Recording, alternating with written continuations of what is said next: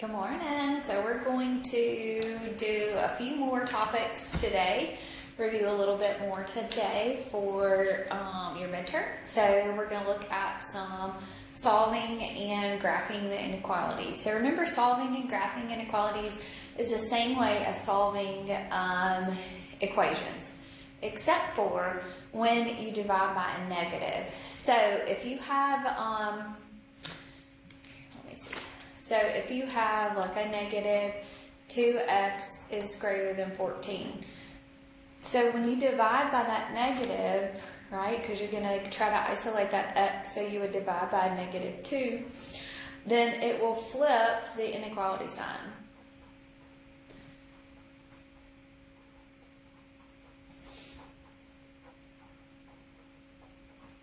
Okay, so negative 2 here, so that would be an x. So instead of being greater than, then it's going to be a less than. So 14 divided by negative 2 would give you a negative 7. Okay? So that's the only difference really about solving inequalities and then graphing the solutions, because it's not just saying that x is equal to 7, it just says x is less than 7. So that means that it's going to be everything less than 7. Or less than negative 7, I'm sorry. So it's everything this way. And that way is all negative values. So from negative 7 down. So that means that it'll be from negative infinity all the way up to negative 7 would be in our solution. And in our interval notation, remember that we put negative infinity to negative 7 with parentheses around both of those. Okay? If this would change, if this was a greater than or equal to, okay, so that means that we would have a closed circle at negative 7, and that would mean that we would have a bracket then around negative 7. So just kind of remember all of those rules when you're dealing with inequalities. So you're doing the same operations as solving equations, except for just a few little minor details. Okay, so let's look here at number 39. So number 39, I want to combine. So I'm taking this inequality sign and I'm going to treat it just like I did my equation. So I'm going to add 14 to both sides. So you're going to get a 3x is less than or equal to negative 17 plus a 14, which is a negative 3. I'm going to divide both sides by positive 3. So x is going to be less than or equal to a negative 1. I don't flip my inequality sign there, only when I divide by a negative. So when there's a negative attached to that x. Okay, divide or multiply actually. Okay, so negative 1 is going to be here, and I'm going to have a closed circle at negative 1. And I'm going to be everything less than, so it's everything to the left. So this would be negative infinity up to negative 1 with the bracket around it.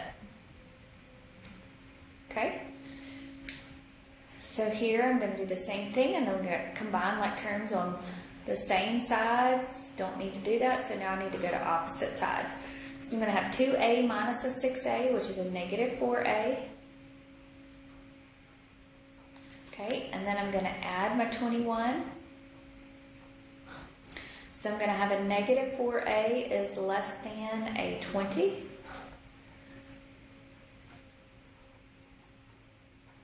Okay, and so then I'm going to divide both sides by a negative 4. So when I divide by that negative 4, I'm going to have an a, and instead of a less than, I'm going to have a greater than. So 20 divided by negative 4, which is a negative 5.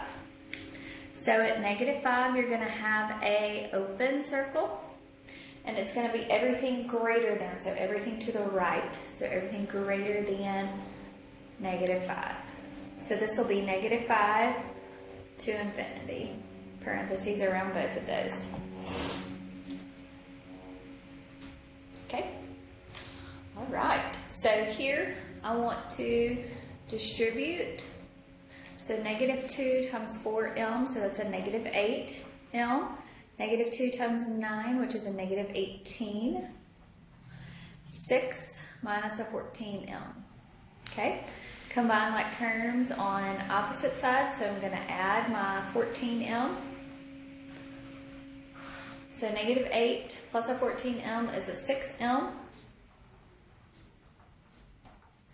Then I'm going to add my 18. So you'll have a 6m is greater than or equal to 6 plus 18, which is a 24. And then I'm going to divide both sides by 6. So m is going to be greater than or equal to a 4. Okay, so 4 is right here. It's going to have a closed circle, and it's everything greater than it. So it'll be everything from 4 to positive infinity. Okay? All right, so let's look here. So the next one, there's a negative 1 here, so remember it does change those signs there. Just like this negative 2 is going to change the signs there. So I'm going to have a 1 minus a 5k minus a 4 is greater than or equal to 24 minus a 2k minus a 6. Okay? Combine your like terms. So I'm going to have a negative 5k. 1 minus that 4, so it's going to be a negative 3. 24 minus that 6 is an 18 minus that 2k. Okay? Now, combine like terms on now opposite sides. So we're going to do the opposite operation. So add 2k to both sides. So negative 5k plus a 2k is a negative 3k. Okay, combine your constants here. So we're going to add 3. So I'm going to have a negative 3k is greater than or equal to a 21. Okay, so now what am I going to do? I'm going to divide both sides by what? Dividing by a negative. So what's going to happen to my sign here? That inequality sign, instead of being greater than or equal to, it's going to be less than or equal to. So we flip it only when we divide by a negative. So 21 divided by negative 3 is a negative 7. Okay? All right. Or inequalities mean either or is true. And usually they go in opposite directions. Okay, so either or will be true. So I'm going to solve each one of these inequalities separately because I have an or in between those separately. So the first thing I'm going to do here is add 4 to both sides. So I'm going to have x is greater than a 7. Okay, my other one, I'm going to subtract 1 on both sides. So I'm going to get 2x is less than or equal to a negative 4. Divide both sides by 2. So we're going to get x is less than or equal to a negative 2. Okay, so x is greater than 7 or x is less than or equal to negative 2. So at 7, we will have an open circle, and at negative 2, we're going to have a closed circle. So let's read these. X is greater than 7, so it's everything to the right, greater than. X is less than or equal to negative 2, so it's everything to the left.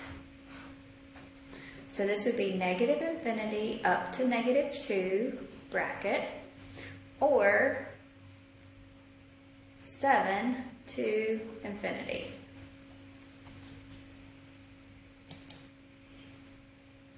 Okay, so either or usually goes in opposite directions. Okay, so let's look at number 44 here. So I'm going to do this, that's another or, right? So I'm going to solve both of them separately. So first thing I need to do here is to subtract a 5. Okay, so I'm going to have a negative 1/2 w is greater than or equal to 8 minus 5, which is a 3. Okay, so now I'm going to multiply both sides by a negative 2. Alright, so when I do that, I'm going to have a w, and same thing when I divide by negative. When I multiply by a negative, it's going to flip the sign. So instead of being greater than or equal to, it's going to be less than or equal to. 3 times negative 2, which is a negative 6. Okay, so this one will distribute, so this will be 8w minus a 16. Sorry, I need a little bit of room there. Okay, So we will add 16, whoops, I'm sorry. Add 16 to both sides. So I'm going to get an 8W is greater than 24 plus 16, which is a 40. Divide both sides by an 8. So W is going to be greater than a 5. So it's going to be less than or equal to a 6 and greater than a 5. So less than -6 and greater than 5.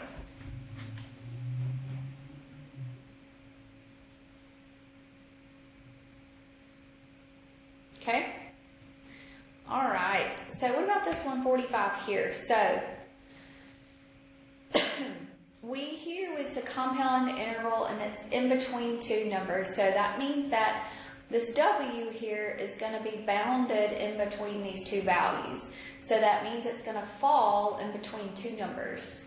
Okay? So it's not going to go one way and the other way. It's going to be in between whatever these two numbers end up being. But what I need to do is get that W by itself in the middle. Okay? So to get it by itself in the middle is I need to add 1, right? But I have another side to this as well. So I need to add 1 on the other side as well. So -21 plus a 1 is a -20. It's less than or equal to 4W, which is less than a 12. Okay, I need to get the W by itself, so I'm going to divide by 4. But remember, I have to do it to all of these sides here. So I'm going to have a -5 is less than or equal to W, which is less than 3.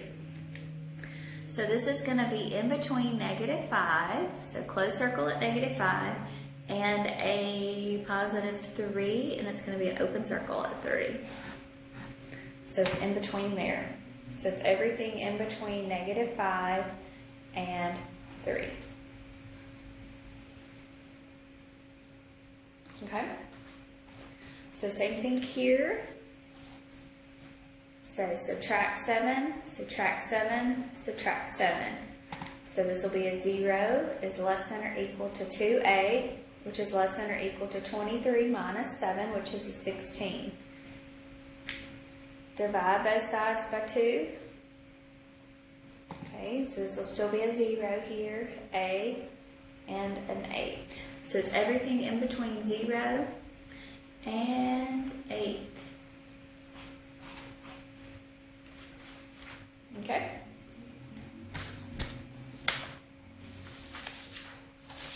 All right. So let's talk about domain range of relations. Okay, remember your domain is your x values.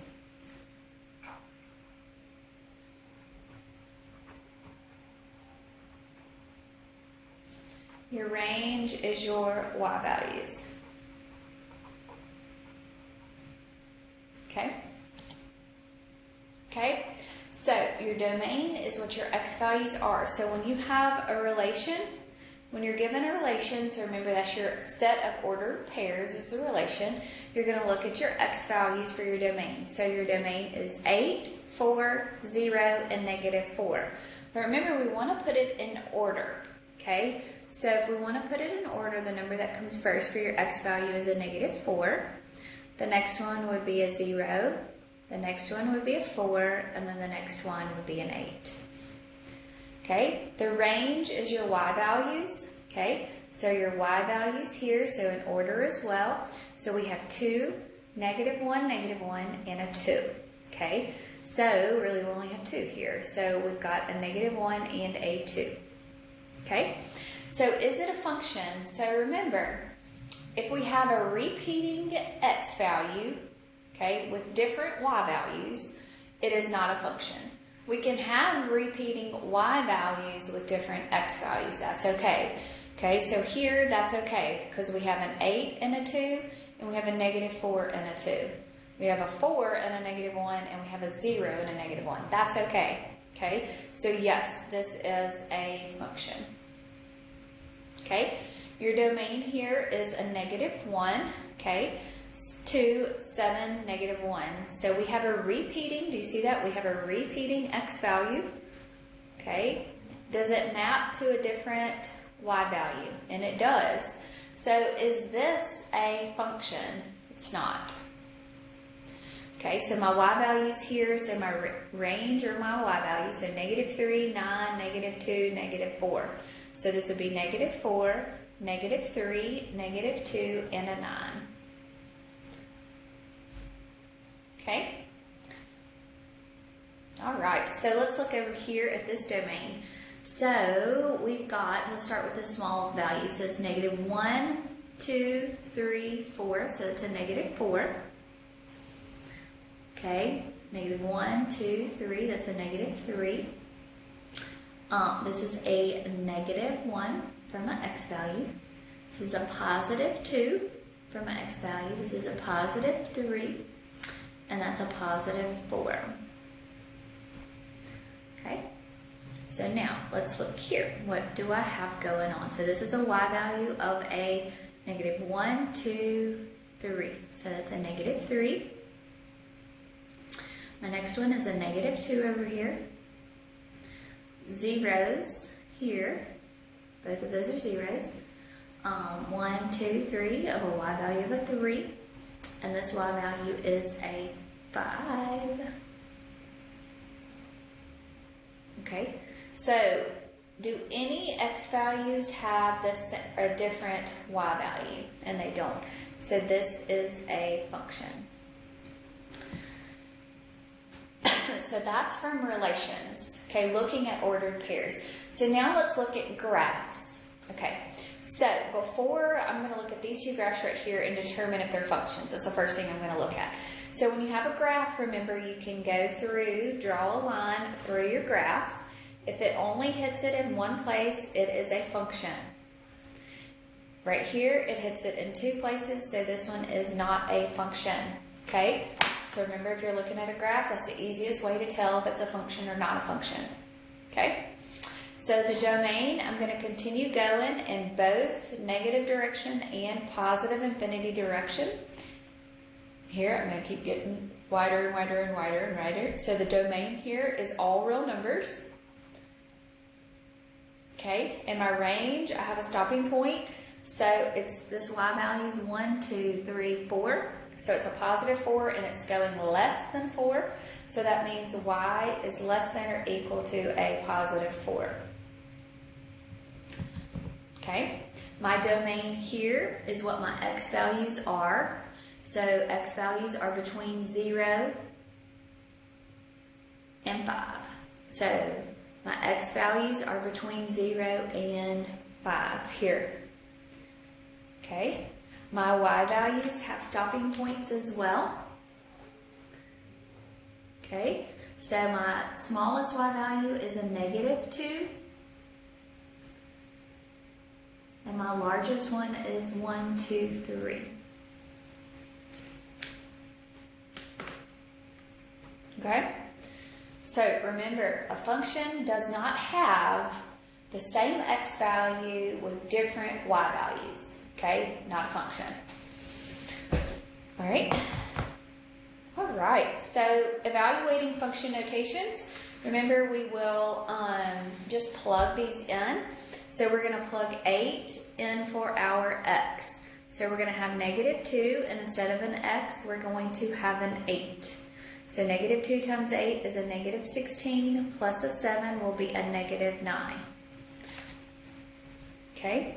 I'm going to plug in a negative 4 inside this function, so it's going to be 2 negative 4 squared plus 3 times negative 4 minus a 19. So we are going to simplify using our order of operations. Okay, so negative 4 squared is a 16.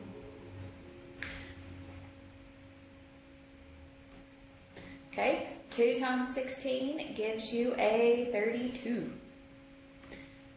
3 times negative 4 is a negative 12. So 32 minus a 12 minus a 19 is going to be a 1.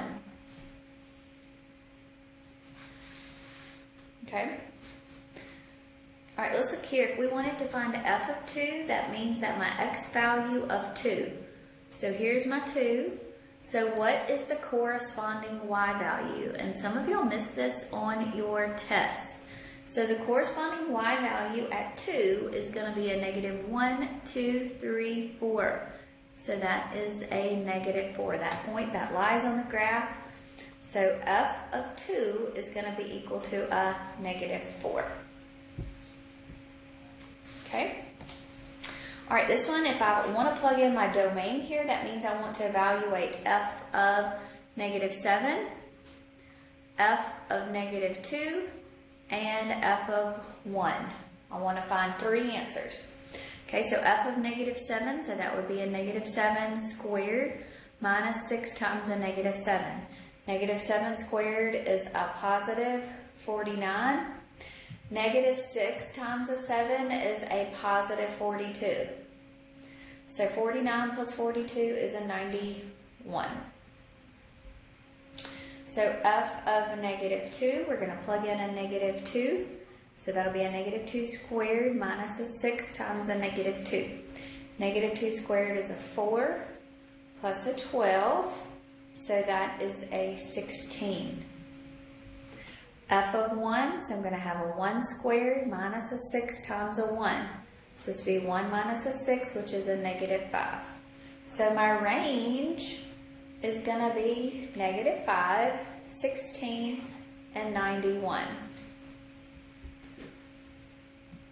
Okay?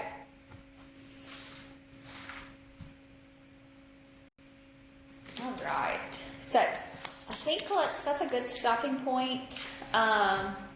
Tomorrow we'll look through maybe like 8, 9, and 10. Okay, so 8, 9, and 10 tomorrow. We'll go through 8, 9, and 10. So make sure that you get all 3 of those sections done. Okay? All right, if you have any questions, please let me know. Y'all have a good day.